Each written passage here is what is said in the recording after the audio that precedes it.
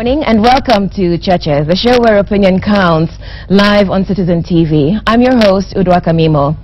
Now, it's been quite a week here in Kenya, what with allegations of fraudulent elections and wrangling in both the governing and opposition coalitions, much of it to do with security and performance. We'll get perspectives on all that and more from our guests this morning, both of them members of parliament, nominated MP and chairman of TNA, Johnson Sakaja, and women's representative for Homa Bay, Gladys Wanga. Waweru Mburu of Royal Media Services and David Makali are in the studio as well. Waweru is sitting in for Mutegi Njau. He will be part of our panel today. So good morning and welcome to Cheche. Sakaja, I'll start with you because, of course, on the security issue, which we've been focusing on for much of the past couple of weeks, from your coalition comes this proposal for a Homeland Security bill. What can you tell us about that? Okay, first of all, if you allow me, I must say that security is a challenge that we're facing as a country. We are all aware of that. It's been a challenge because of many years of lack of, or rather underinvestment in security, and a lot of systemic issues which are being resolved now with the new constitution.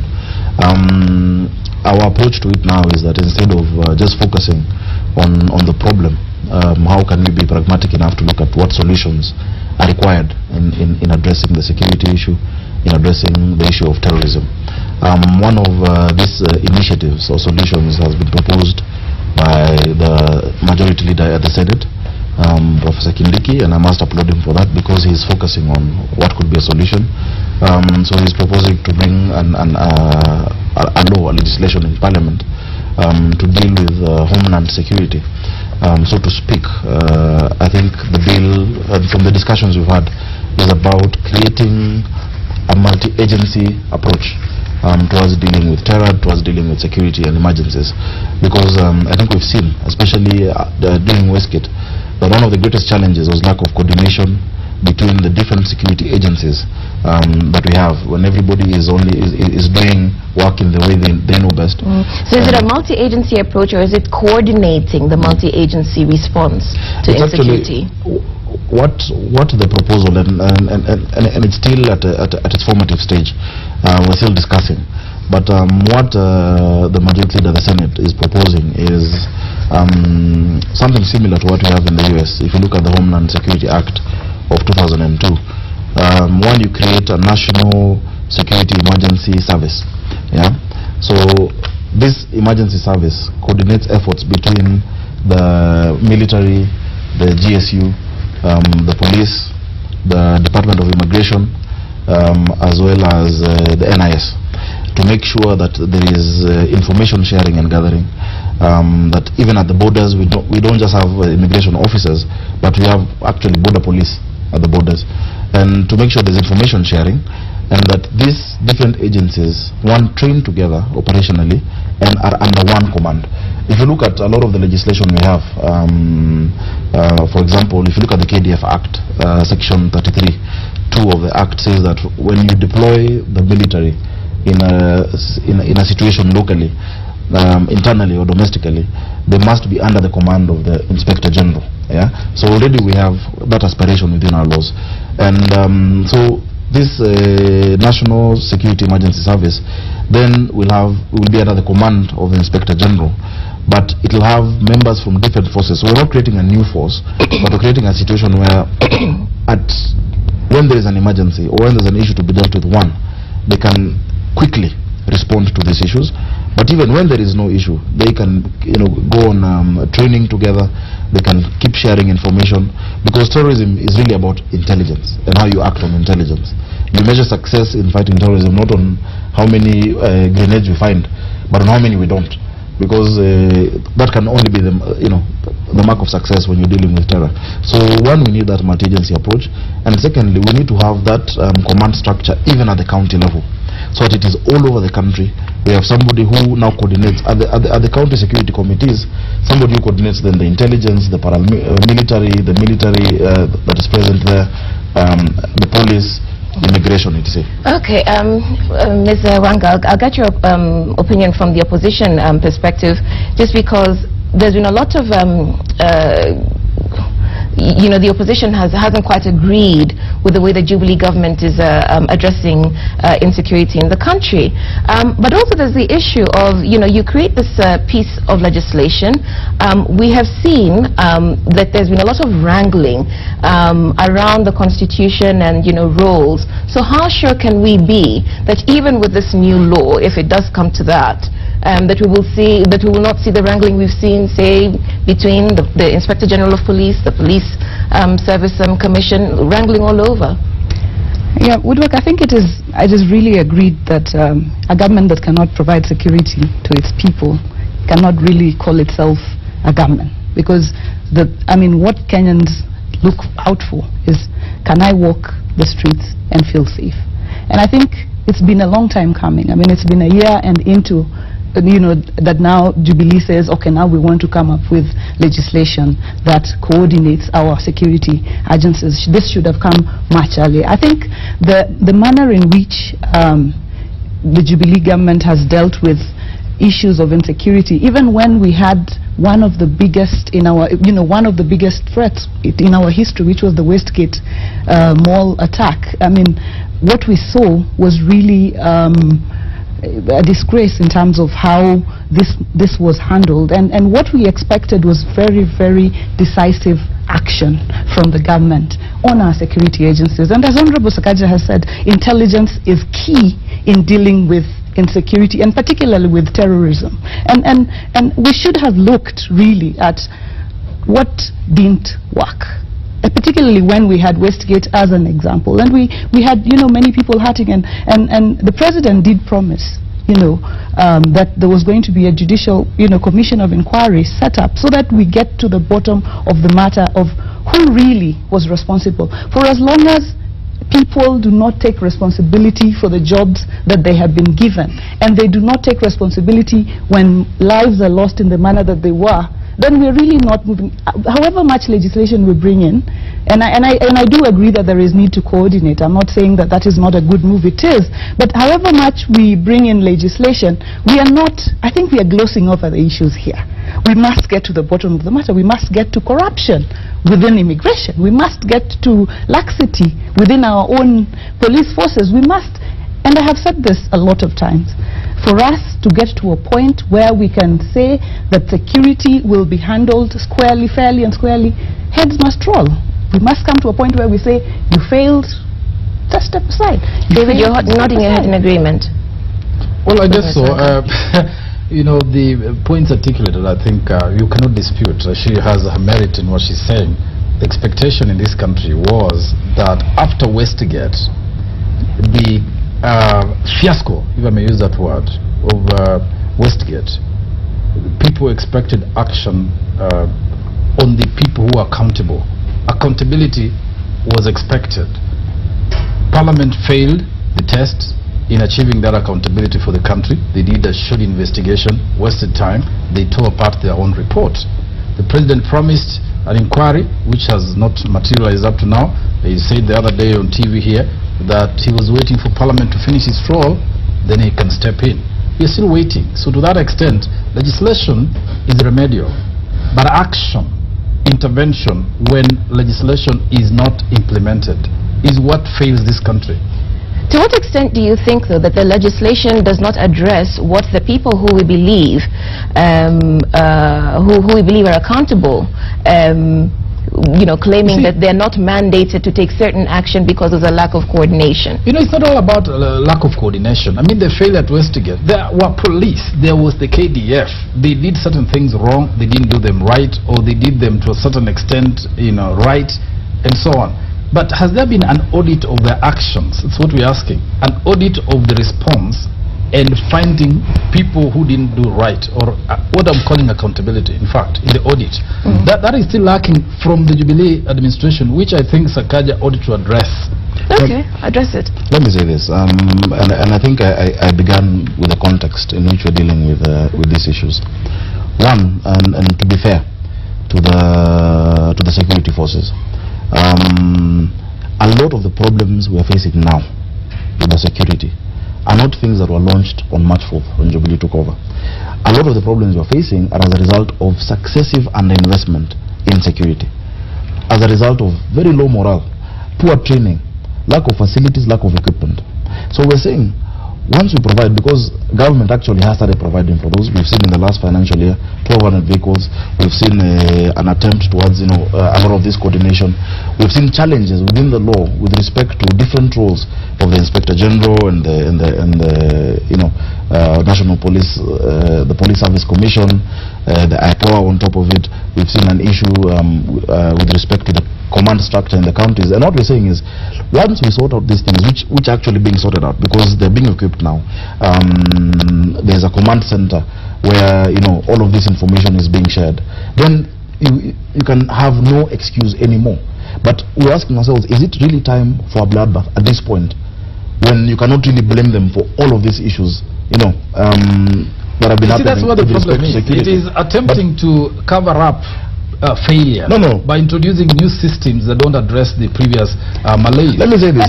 Look at it this way, Sakaja. Allow me to finish. I'll allow it just in a moment. But let me refer to this matter, for example. There was a point at, when some Nigerians were rounded up on allegations of drug trafficking I think in Eastlands, was it to Moja Donholm, and sent to Nigeria. After 2 weeks, the guys had found their way through Namanga and were back and were nabbed in the same house. Did we hear anybody was fired in that whole track of whatever?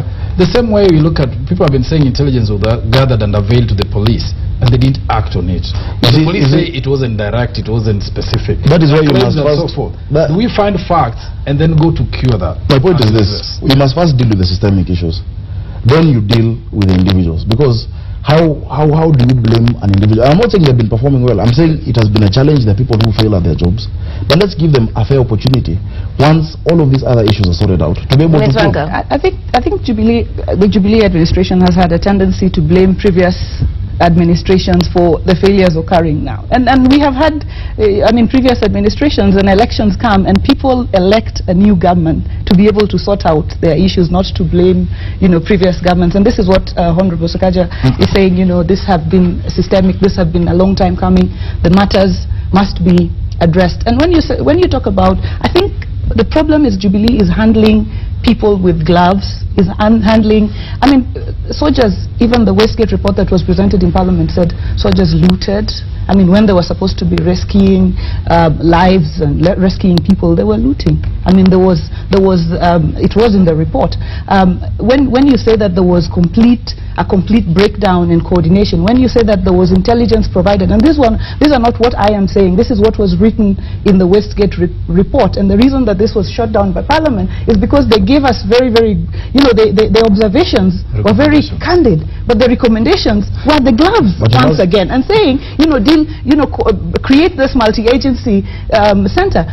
People must take responsibility for the jobs that they are given. Because taxpayers pay them to be able to do this. And with these gloves, we are not going to move. I agree with Wanga, but we need to ask Sakaja to tell us, when you create this multi-agency to deal with insecurity in the country, what difference is it going to make? Because in the same agency, we are talking of the cabinet minister, the secretary, the cabinet secretary being the chairman. We are saying we are talking of the army being represented. The same thing that we've been having in this bill. What is this that is going to bring that coordination that you are now telling us is lacking? Because you cannot have a country that's able to take its soldiers to Somalia without coordination. You cannot be handling any insecurity or matters of security in this country without coordination. What is this that has been hindering this coordination? Let me answer you and her first. One, on the issue of the Westgate report, you must remember this report was defeated in Parliament, where a majority of the members of Jubilee, the majority leader spoke against it. I spoke against it because the recommendations, in reality, did not match the body of the report, because we indeed needed some decisive action based on that investigation. What I've been saying is that let us look at security within the entire context of security. We're not blaming past regimes, but we must be alive to the fact that these issues have been there. What is coming out now is a result of all of those years of underinvestment in security. And this government is actually committed to investing in security on those issues. When we talk about coordination of the forces on their own work very well. Anybody who was at Westgate will tell you that when the GSU was there, they were about to get the job done in a short while. But KDF came. When KDF came, there was an issue on how they were, even their codes, how they speak to each other, how they operate. And you see, it is not because they don't know what they were doing, but they have not worked with the GSU before. Now, is there a problem with us saying that now we need to make sure, because the military is a national resource, it must be, we must be able to use it locally when the need arises. But Sakaja, if the GSU were just about to do it, why did you have to bring KDF then? And that is what I'm telling you has been the problem. Because this, if you are the chief of defense forces, or rather Mr. Karangi, where you're sitting, and you know there's an issue at Westgate, you'll feel like, I need to send my troops there. Okay. The head of police will say, I need to send my people there. But they've never had an opportunity to. Okay, then let's use, still using the example of Westgate. We saw a civilian response, and they moved into action before the security got in. Yes. We saw coordination between the community defense force that from the local neighborhood. We saw civilians go in, and then we saw the disaster people led by the Red Cross's Abbas Goulet go in and somehow manage to work together well. Because they don't have the bureaucracy. What is the no, the point I'm making is you see a culture on the one hand of coordination and communication and responsibility, and then when it comes to the defense services, whether the police or the army, there's a culture of lack of communication, distrust, and no coordination. So if you're introducing this Homeland Security bill, does it address the culture of irresponsibility, of poor communication, and of people trying to protect their turf? Because at the end of the day, it seems that that's what happened at Westgate. That some people felt that they were bigger than others and should be left to do the job. That is precisely what that legislation must address. Let me give you an example. And you've said the civilians came into action very quickly. A lot of these civilians, and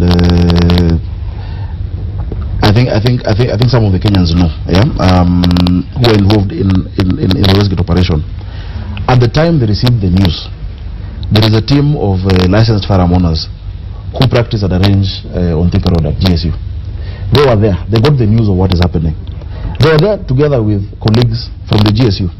But because of the bureaucracy in the security system, the GSU could not leave at the same time because they had to wait for the IG to call the head of GSU, to call who to deploy them. So they left and they were there in 30 minutes. I'm telling you, we have a problem in our security and we've had it. And our approach is, look, this is an issue, and we're accepting. The issues are there. How do we solve them? How do we create a force or multi-agency approach that can respond within minutes? But the challenge is there. The issue was not within minutes, a whole week. And the president is not sleeping. He's seated and being briefed. Karangi is there. Olelenku is there. Kimayo is there. I mean, do you need a week to coordinate yourselves? If guys needed only a few minutes to coordinate themselves, civilians, why did the whole government they require a whole week you look pained. And if these people could not talk and coordinate when Kenyans were dying, then will a piece of legislation, make them do it? Let me just say that, I mean, in terms of this legislation, I think it is a good. I think it is a good thing to create this, legislation and create this coordination framework. But what I'm saying, and you also spoke against the Westgate report, and this coordination was one of the recommendations of the Westgate report. And despite that, you spoke against it because you know that there's something more that must be done. So it cannot be said that our response, our single silver bullet to our insecurity problem is one piece of legislation, which is coordination. And I think that is where you must, I think you as Sakaja must be honest in saying that this multi-agency is a very, very small bit in the bigger picture. So what is the opposition offering then? Because of course Jubilee has come up with this policy to address insecurity. What is the opposition giving us as a policy alternative? And what we have said is, one, provision of security is a responsibility, a key responsibility of the government. And what we have advised, for example, I personally had an amendment that did not see the light of day because it was delayed in terms of coming to the floor of the House. I had an amendment to the report that asked for the IG of police, the Defense Forces Chief, and the intelligence head to step aside, so that even as the Judicial Commission of Inquiry comes in to investigate, then we can say that we are taking action here. And this, my amendment did not see the light of day, but what we are saying is, if we can help push you to act, then we will do it. And this is what, for example, I intended to do with this. I think the question actually is policy alternative. Have you brought any bills forward? Have come up with a bill? Yeah. What alternative are you offering? Yes, and I think in terms of, and this is what I want to address. One of the key things that we feel has failed is that the officers, the people within these places have failed. And for us to move forward, we have to deal with that as a matter of priority. We accept that. You're suggesting that action is taken and people step aside. Yes.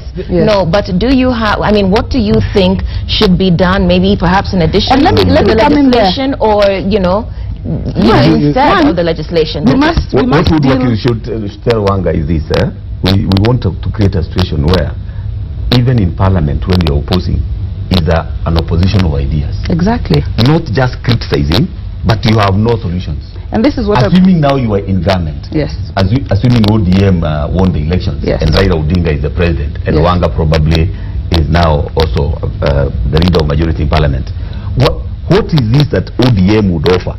And this is what I want to come to. The Jubilee government is offering. Okay. We have to deal with corruption within these forces. And one of the things that we have been discussing is how to ensure that corruption within immigration is sorted out. And the other key thing is our borders. Our borders are quite porous already. But you see, you've already been accused that you're saying we deal with corruption in the immigration, when ODM, yes, who are partners in the former government, their minister, Otieno Kajwang, was in charge. Why didn't Kajwang deal with that? Well, I think Kajwang did his best in terms of dealing with what he could do at the time. But now we have moved on, and we are in a new administration. Deal with corruption. Deal with the border. Deal with our border. Just a minute. Please finish. Yeah. Sorry. Yeah. And I think when I want to bring in the alternatives, Sakaja, sort of. So I'm giving you the opportunity to present your alternative. And this is what we're saying: deal with corruption within the forces, deal with corruption within immigration, deal with our porous borders, handle this in a manner. And I think these are really So have you crafted and drafted any legislation around that? You see, the thing, just a minute. Have you crafted and drafted legislation around that? This is what we are still discussing as a coalition. You're still discussing, so you haven't. Let me say this, and I think now you can see clearly. It's very easy to talk about security when you're standing at the sidelines. It's very easy to have a pedestrian approach, like Mheshimiwa is proposing, that fire everyone at the top. These are forces. You cannot create, first of all, a leadership vacuum in the security forces at a go. It is impossible. Secondly, you must understand what has been hindering these people from working, which is why I'm saying deal with the issues of underinvestment, deal with the issues of equipment, deal with the issues of coordination. Once you have set that up, and you can say fairly that with these tools there can be no excuse as to why you're not performing, then you crack the whip. And one at a time, you cannot just go with a blanket soup and say all of the heads of our security forces go home. That is very dangerous.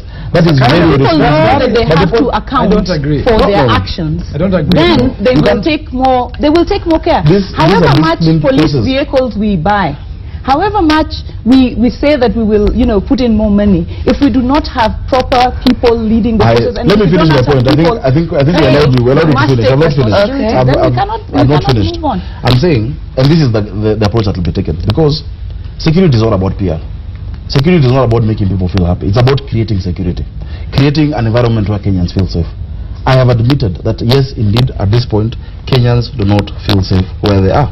And these are the actions that are being taken. One, provide what infrastructure is needed for security. Number two, create that environment through which these forces can be able to work together. Number 3, then once you've done that, deal with those issues of corruption. And you see those issues are issues being dealt with as a country. Look at the police vetting that is going on. We must audit that process and say, is it being done well? Yeah? Is the National Police Service Commission doing it in the way it should do it? At the counties, the biggest challenge has been the command structure. The APs and the police are not working together. Deal with those issues, and some of those issues actually need legislation. Now, once you deal with those issues, you can't just say we will deal with corruption. How do you deal with corruption? If you look at immigration, the biggest challenge, the people who have been in this country legally didn't come after March 4th. Didn't just come last year. They have been here over years. We know people who've been buying IDs, who've been getting citizenship in Kenya. Everything lies in legislation. Not everything lies in legislation, but this country is run by constitution. The reason why the police, the Inspector General of Police cannot just take any action he wants to is because there are levels that have been created in the constitution. There's an office of a police service commission that you must follow. Now you must look at the legal framework. Let me ask a question. The legal framework. Okay. Thank you. You've made your point. Yeah. Let me ask you a question. Let me ask a question. How can we get to the bottom of these matters when we cannot even get to know what exactly happened, for example, at Westgate? We need political goodwill, and this is what ODM or Accord coalition government would have provided. We need goodwill. We need if the president and the administration were truly committed to this, then they should have put for us a judicial commission of inquiry, which could have come up and told us this is what exactly happened and this is what exactly went wrong. But the other thing that CORD is opposing is this idea of digital registration, and so it does feel to some extent as if you're criticizing and opposing without offering any alternatives. And let me say the reason why we have said let us hold on this digital registration. You know, this is a mega project. Yes. And this cannot just wake up and come up and say we are having digital registration. Shouldn't there be a process? Shouldn't this be discussed by Parliament? Not at all. Shouldn't this be, shouldn't this be debated and agreed? Shouldn't stakeholders really contribute to this? We cannot just wake up and be told suddenly we are having digital registration. And what we are saying is, let us have a discussion. And the reason why there is suspicion is, how do we know there is going to be digital registration? We know when there is a meeting between IEBC and the Deputy President. And what are we told? That we were consulting because it is IEBC that has experience on biometric registration. What experience? Unless we really have an affinity for failure, what experience does IEBC have on biometric registration? So this is what we are questioning. What processes are we following to get to this conclusion? And this is how the government woke up one day and said, you have Nyumba Kumi. How far have we gone with this process? And I think in terms of providing, a policy and critiquing the government's policy direction and where we go in terms of the challenges that we face, it would be useful to engage the representatives of the people who sit within the House. I think I agree with you, Wanga, to some extent. Allow me, Mheshimiwa Sakaja. There is also a bit of posturing on the side of Jubilee, talking a bit too much, looking so stylish, but the ways are still old, Thank you for the compliment. Yeah, but I think we appreciate the efforts that are also being made. But the question is to Wanga. Assuming now you are in government as ODM, how could you have handled the EC issue? Or the miracles that are going around? I think what we must do is find, and this goes back to intelligence. How do we profile people who are terrorists within the Somali community? You're not answering the question. Sorry, yes, just come again on the question. No, just a minute. The question to you was, if you are in government now, as ODM, as CORD, how would you deal with the matters of insecurity? Yeah, and we've heard the criticism of the Jubilee administration. What would CORD do? And this is what I was coming to, because he asked how would we deal, for example, with the current soup that has, that the Jubilee Operation Usalama Watch. Yes, Operation Usalama Watch. And instead of, taking a whole community and sort of saying, so long as you are of, a Somali origin, you will all be, in one place. Don't we have intelligence in this country? Can't we be able to, by way of looking at, sort of profiling the characteristics? But how true is it that it focuses on Somalis? Because we know that people from other countries have been Jubilee has, yes, let's assume here, Jubilee has made a mistake. How better could you have done it? That's what we're asking. How do you go? Let's talk about the Somalis in Italy, for example. And I'm specific about Isili because the late Orwa Ojode told us, we have gone to Somalia where the tail is, but the head is still in Isili. Now, Jubilee has to deal with the head. Let's strengthen our intelligence, and this is the point I was trying to make. Let us strengthen, and what CORD would have done, of course with the political goodwill that would be proceeding, would be to strengthen our intelligence, because that is where the solution lies. How can we be able to identify? And we have even been told that in the Jubilee administration, Nyumba Kumi has replaced, is coming in to even, replace intelligence, or should be the way of collecting intelligence and so on. And what we are saying is, can we invest sufficiently in our intelligence? Can we ensure that we make use of intelligence information that we receive? And this is what we would have done different. And with a strong intelligence system, we would be able to deal. Yes, go ahead. I think first of all, you'll get very frustrated trying to get a policy alternative or solution from CORD. What they sound like, and even now listening, is those people who watch a match from the room or from a bar. Armchair generals. And yes, armchair generals. And want to tell people, no, you should have scored like this, you should have gone to the left wing. When you say, let us strengthen intelligence, let us invest more in intelligence, what does that mean? Intelligence right now has the highest amount of money allocated to it from the budget. So all of this, there's no solution there. What we're saying, restructure it. These are nice words. Restructure it. When you yourself are saying, when you yourself are saying restructure intelligence, evidence that the highest amount allocated to it is being deployed to achieve the results we desire from it. It's not just about the location. Look at the budget estimates, and I think once Parliament once you strengthen the role of Parliament, if you go to the states at Congress when they're debating the security budget, the Security Committee actually goes into the details, and that's a place where we need to get as a country. But what I'm saying is this: yes, there's an issue in security. We've agreed with that, but we're offering solutions. Now, all CORD will do is sit at the armchair and say, no, that is bad. What solutions are you offering? What solutions? Even a breakdown. I've spoken. Probably what you need to do, Sakaja, on the Jubilee, Aden Duale was not happy with the way it is being done. He's changed his tune. Yeah, but he has not said that it was done well. He's changed his tune. Yeah. He said that he now agrees with it as long as it's carried out humanely. So it means it's still not being done well in a better way. It's only semantics woodwork. What we are dealing with are semantics. The question is, before it is started, was in there consultations? And you knew, of course, you are going to deal with the community, because if you go to there were consultations. I think they were even aired on this station in terms of meetings with the leaders. Yeah. Whether it was in State House, whether it was at the ground, you saw all of that. Let me say this: when you're dealing with a situation as we're dealing with of security, you will not make everybody happy. You cannot. It is not possible, and it's not about that. Whatever is happening in Isili and South Sea and other parts of the country, because it will move to other parts. First of all, it's not about profiling one community. It is not about profiling a religion, because there's no religion called terrorism, there's no community called terrorism. It's about ensuring that Kenyans are secure. We are saying we support that program that is happening there. We've seen what has been the result of it. But even as it goes on, one, there must be an exit strategy. We cannot just stay there forever. It's at least 2 square kilometers. Yeah? You cannot be there forever, because the more you're there, and we've seen certain corrupt elements within the police extorting people there. We've seen people being asked for bribes by the police, and those are the issues that we must deal with. And I'm glad yesterday I heard the CS saying that all of those police officers who have participated in that, first of all, if any member of the community has been harassed in that manner, they should report to the Independent Police Oversight Authority, which is independent and headed by civilians. But secondly, if the police officers who are engaging in that, and I know they actually do exist, then they must be fired. Action must be taken.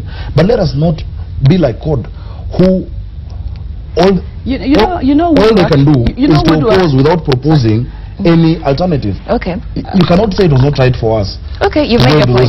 You've made your point. Ms. Wanga.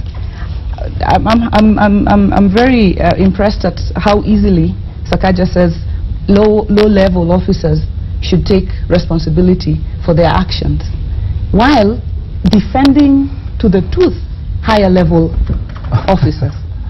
Why would it be much easier at the lower level to do this than it is at the higher level. And this is, and you have said here that, for example, for what happened at Westgate, and because we know that if we had a judicial commission of inquiry and we went into the depth of these matters, we know that several of these high-level officers would have to take responsibility for the actions that they did or did not, for their commissions and omissions.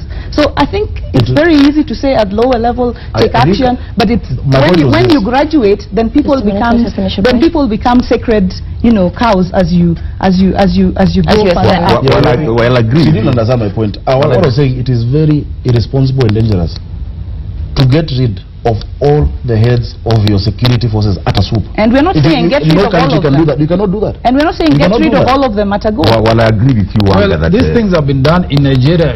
President Jonathan Goodluck but you've seen the result. All the chiefs because they could not control their and look at the security situation so there. It is not that it's unusual, and it can look be at the done, security and there situation can there. be no consequences. This is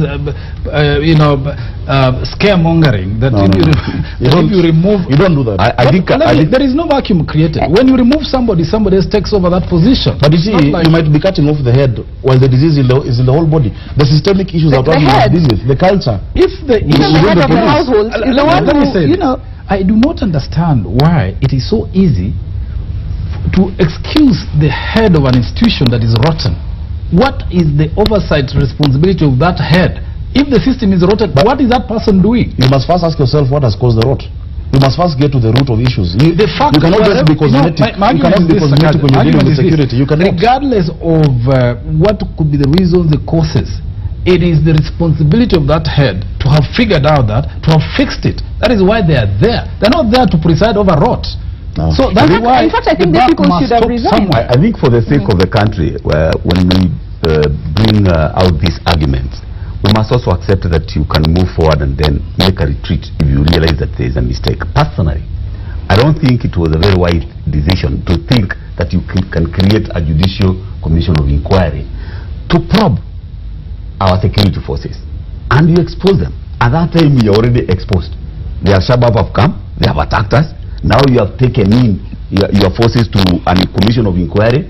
You'll be opening up yourself to very nasty things. I think the mistake that they made. No, let me finish. We'll come back. I think we must get to the bottom. We must get to the bottom of any. We'll finish your point and we'll go on a break. Security is not about PR. Get this. It's about action. I think the PR masters. No. Who are the? From the beginning. Finish your point. From the beginning, when the president announced that, I said, my God, this must be a mistake. I don't think it should be done. But at the same time, does not mean that you are not going to take action for the failures of the people who are in charge of Westgate. Okay, thank you very much. So that's a good point to take a break on. This is Cheche, live on Citizen TV with guests Sakaja Johnson, nominated MP and chairman of TNA, and speaking for the opposition, women's representative from Homa Bay and also commissioner of the Parliamentary Service Commission, Gladys Wanga. After the break, we'll focus on the performance of their respective coalitions. Your questions for them are welcome on SMS number 22422 or on Twitter. Our handle is Cheche_TV.